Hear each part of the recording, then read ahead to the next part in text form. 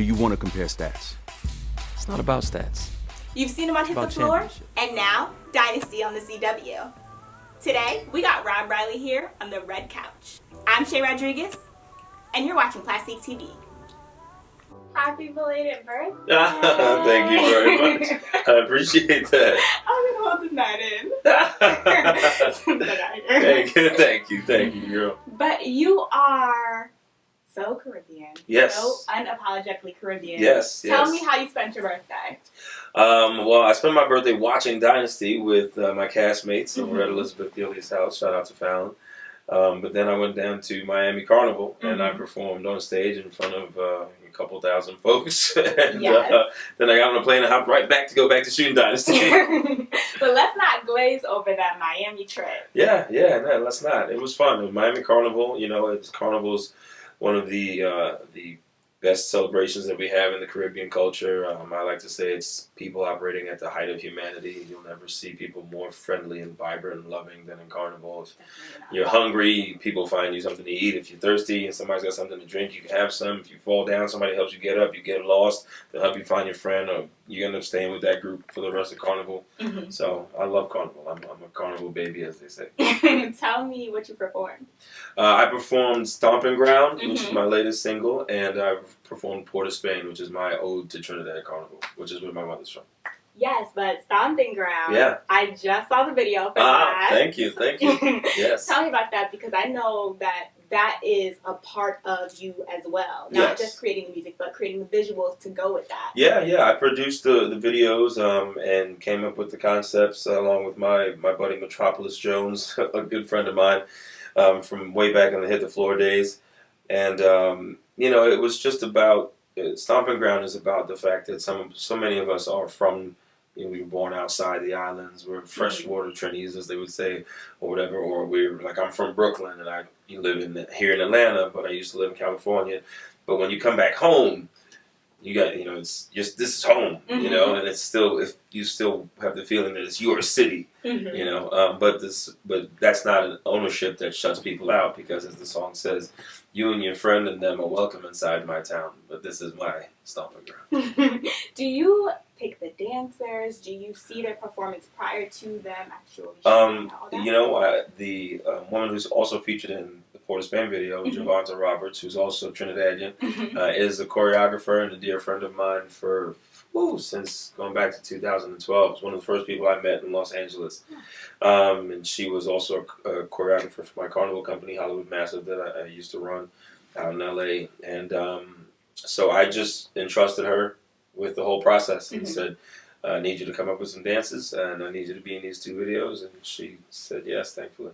How important is that to cultivate those relationships as you meet new people in order to not only bring them in on new projects, but kind of grow with them? Yeah. I mean, it's really important to me, which is why I said even, my buddy Metropolis Jones, who I've known since 2013, I like to find people that I can consider family, you know what I mean? And show them and prove to them that I meant what I said in the very beginning, which is, if you walk with me, I'll go as far as we can together. And as long as I can keep going, I'll find a spot for you. If you're good enough, you're dedicated enough, you're hardworking enough. I've been blessed to be in the position that I'm in to hire people and put money in people's pockets, and I don't take that lightly. So when I can do that to somebody who's a friend that's like family, I do my best to make sure that happens. You jump on it. Yeah. I love that. Yeah. Take me back to the very beginning, because you just mentioned, I want to be able to prove and stay true to what I said to you at the very beginning. Yeah. Take me back to the very beginning. Tell me why. Okay, maybe not your very beginning. Tell me why you thought it was so important for you to get a master's in fine arts at Ohio University. I was following in the footsteps of my very first acting teacher and mentor, Cassie Johnson, who got a master's in fine arts from the University of Pittsburgh. And when I was at Lehigh University earning my bachelor's, she was my very first acting teacher in an intro to acting class, second semester freshman year. And, I'm first generation American born, and, being a starving artist wasn't really an option. So I initially went to get a master's of fine arts and acting so that I could teach and have a job in theater. I love acting so much that I wanted to be able to stay close to it no matter what. Mhm. So I was able to, that's why I initially went to get that MFA, but it turned out to be so much more than that. And I learned how to be a performer, how to be a professional, even in some ways how to grow as a young man. So I'm pretty glad I made that decision. It's a cool decision because it's something that I feel like makes you really unique. So many people now, I meet a lot of actors and actresses and just performers in general. They don't go that route in school, but they might go and take classes, like acting classes or things like that. Yeah. What do you think is the difference between you getting a formal education in that versus doing the classes? I mean, it was an intensive, you know. For instance, I was in graduate school. I was at the university for 2 years, and then I did an internship at Cincinnati Playhouse in the Park. But for the first 2 years, we're talking about classes from 8 o'clock in the morning until 5 o'clock at night, and then rehearsal from whatever production you're in from 7 to 11. And then you have rehearsal on Saturday and Sunday, and you still have to figure out a way to get your homework done.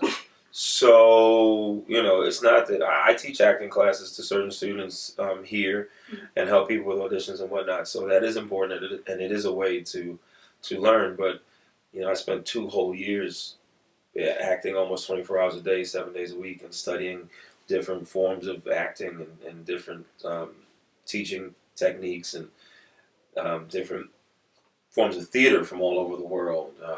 And, you know, I wouldn't trade that for anything. Is that something that you knew, okay, this particular formal education that I chose to go after paid off when you were in rooms and on stages with the likes of Terrence Howard and Lincoln Rose? Yeah. Is that something that you kind of reflected back on and said, wow, I wouldn't be here without that formal education? I literally wouldn't be. I would have never gotten a job for Cat on the Hot Tin Roof, which I got 18 months out of grad school. So very few people end up on Broadway 18 months after they got their master's, right? So on top of that, we had done a production of Cat on the Hot Tin Roof at Cincinnati Playhouse in the Park during my internship. Mm-hmm. And my acting teacher, even though I was not cast as the understudy for Brick for any number of reasons, which don't make sense to anybody since I played it on Broadway, he told me to study, Jack Young, who's now at the University of Houston, told me to study Brick. And I swear this is true. This is in 2006. He goes, because you know when they do the all-black production of Cat on the Hot Tin Roof, who do you think's going to play Brick? And I was like, that's funny. But for whatever reason, I listened to him and I paid attention, so I had an intricate knowledge and understanding of the script. Mm-hmm. So that when I got the audition, I was able to, I almost knew the lines just because they popped back into my head. Mm-hmm. I knew what the play was supposed to be structured like. I was dying of the flu that morning. I was on a day off from a production of Joe Turner's Come and Gone at Baltimore Center Stage. I happened to have done a modeling job on the Monday. I was getting ready to drive back, and this woman that I freelanced with said, I got an audition for you for Broadway. I was like, don't you know I'm in a play in Baltimore? And she was like, oh yeah, I forgot about that. I was like, thanks for paying attention to my career, man. She subsequently did not become my agent.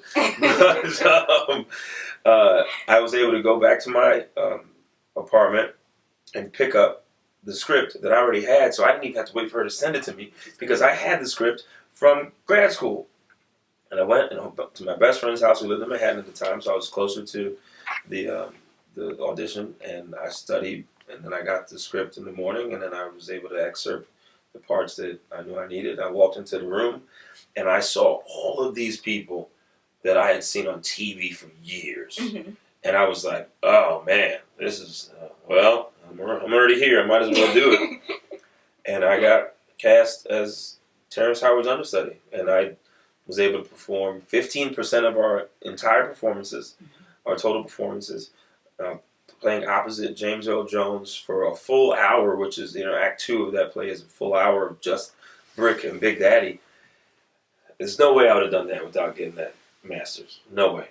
Yeah. Yeah. Not a lot of people know that story, but you know it now. Hey, exclusive. Tell me, if you had to choose between theater, the small screen, or the big screen, which one would you choose? they all have their like unique elements that I appreciate. You know, I love being on stage. I love the intimacy of a real crowd. Mm-hmm. I love the immediate reaction of them. That nothing beats the rush of a standing ovation, which I've been fortunate enough to take part in so many times. Um, but I love the reach that you get with television and millions of people seeing you every day, and the ability to be able to positively impact so many people so quickly, and then the massive stories that you get to tell in film, um, and the attention that you can arrest from so many people, and the global impact that that can have. If you look at something like Black Panther, Mm-hmm. you know, we had a superhero movie. I mean, it was a cultural phenomenon. Mm-hmm. So I don't want to pick ever. I'm gonna do all of them for as long as I can. I think, kind of looking at the different facets of your career, I was wow, like you got to work with these legends on stage, Yeah. but then without Hit the Floor, Mm-hmm. I don't think I would have been introduced to you. Nope. Working with that cast, Yeah. A group of young African American actors, for the most part. Yeah.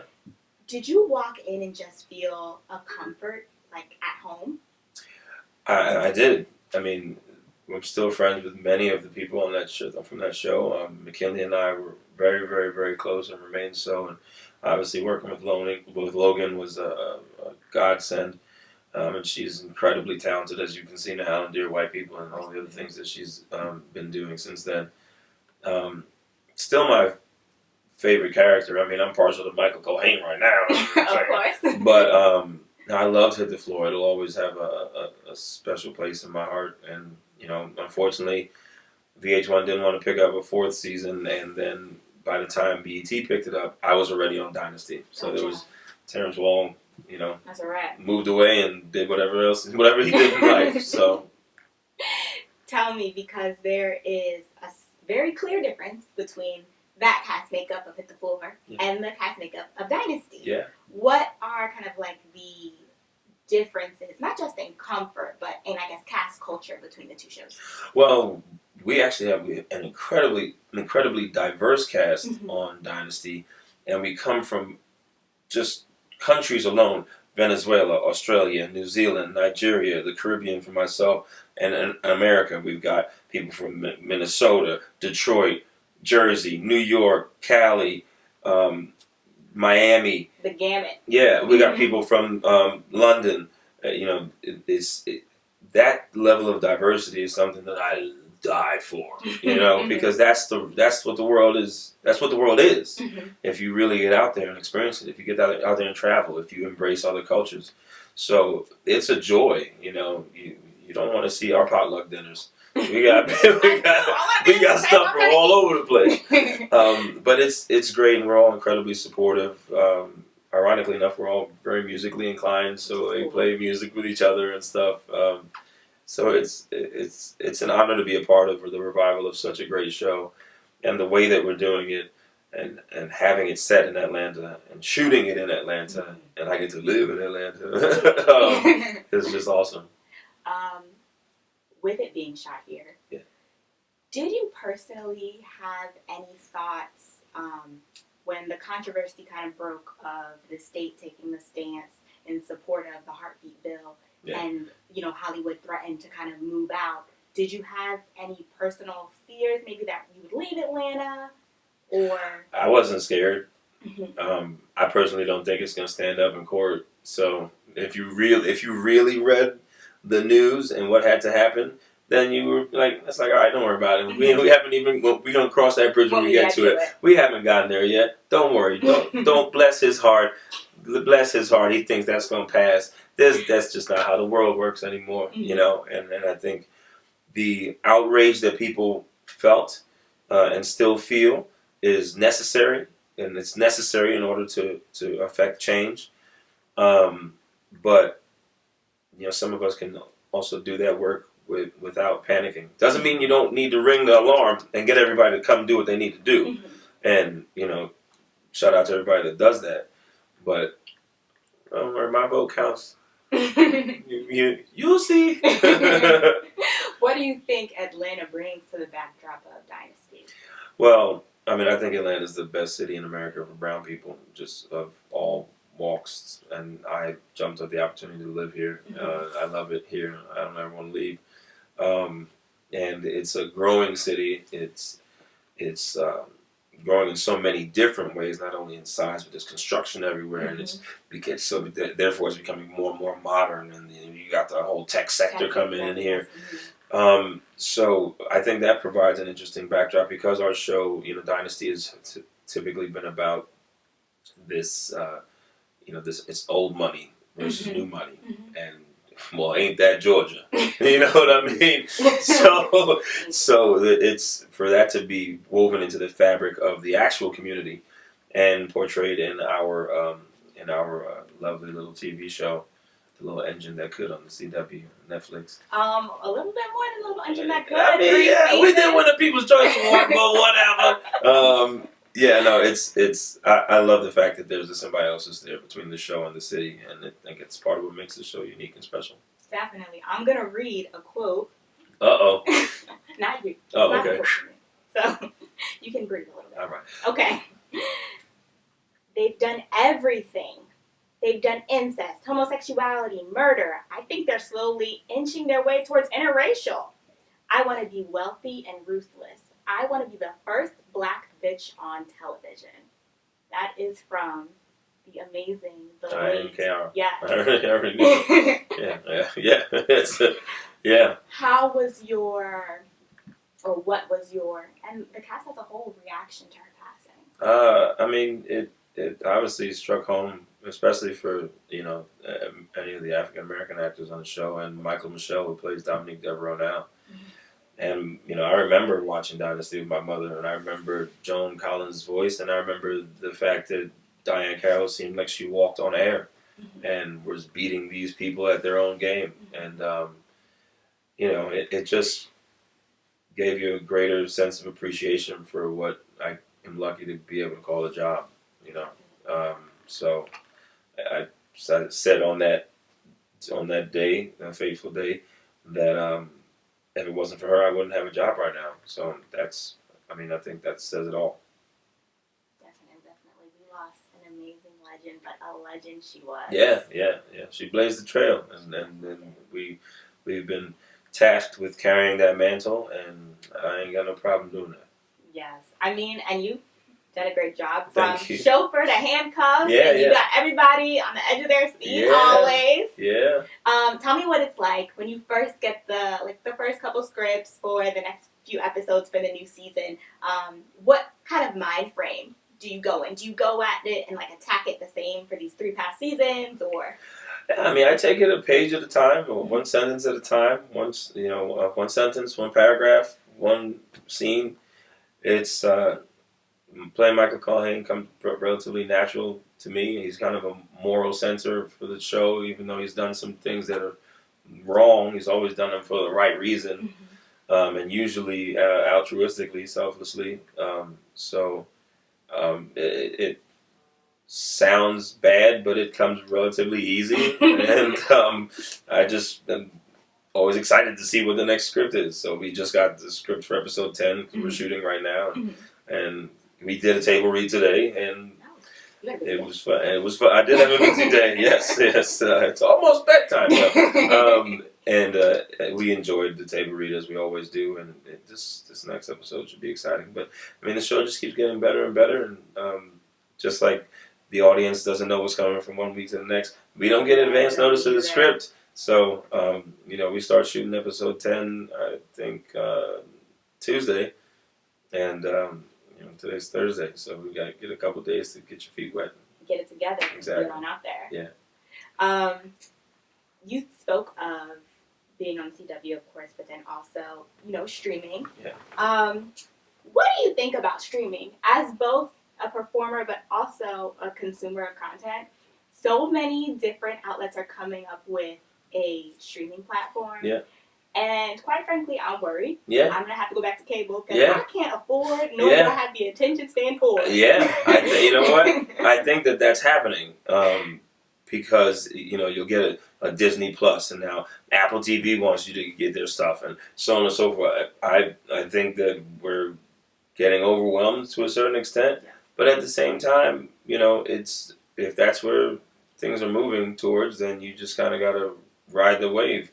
I think it's great that we have so many outlets because there is a lot of content that perhaps wouldn't have been seen, wouldn't be put out there if we didn't have these other different platforms. I just did a film for a service called Passionflix, which is dedicated to romance novels and romance movies. Mm-hmm. I don't know that Miss Brenda Jackson's novel would have been, this trilogy that we're supposed to be shooting, would have been put on screen if it wasn't for this, Passionflix.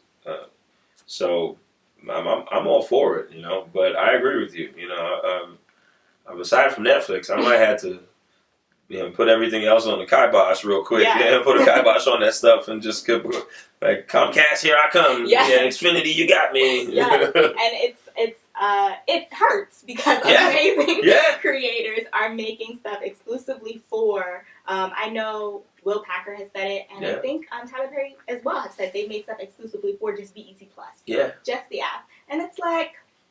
So you want me to steal? Yeah. You want me to just illegally stream it? Yeah. Yes. We got to share email addresses. Yeah. Because either y'all are going to be paid or Sally Mae's going to get paid. And both of y'all can't get paid. Word. Sally Mae ain't no joke. At all. Oh, I don't like Sally Mae. Bane of my existence. Yours too? Of course. College was expensive and so was grad school. Yes. That 2-degree life is not. Not at all. I'm going to tell you, one day I'm going to just pull up with a bag of pennies. Here. Count.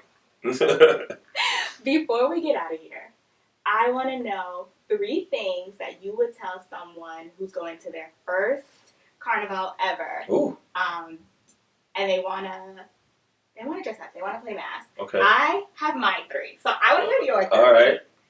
And I'll tell you if I agree. All right. Drink plenty of water. Okay. Make sure you have an external charger for your phone. and be prepared to have the most fun that you'll ever have in your entire life.